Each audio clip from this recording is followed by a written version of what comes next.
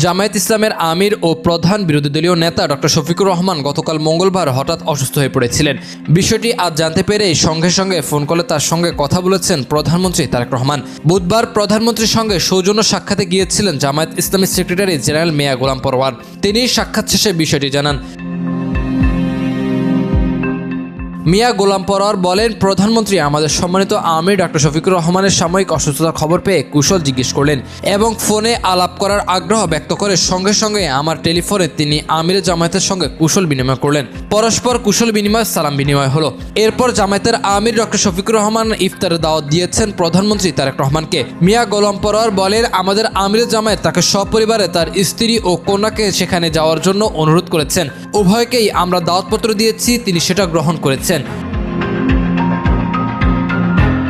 এর আগে গত মঙ্গলবার রাজধানীর শেওড়াপাড়া এলাকায় কাফরুল পশ্চিম থানার উদ্যোগে আলোচনা সভা ও ইফতার মাহফিলে যাওয়ার কথা ছিল জামায়াতের আমির শফিকুর রহমানের।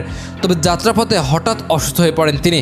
যদিও আজ তার স্বাস্থ্যের পরিস্থিতি বেশ ভালো। দুপুর নাগাদ বনানীর সামরিক কবরস্থানে শহীদ সেনা সদস্যদের কবর জিয়ারত করেন doctor Shafiqur Rahman. Nazrul Tuhin, Bangla post, news desk.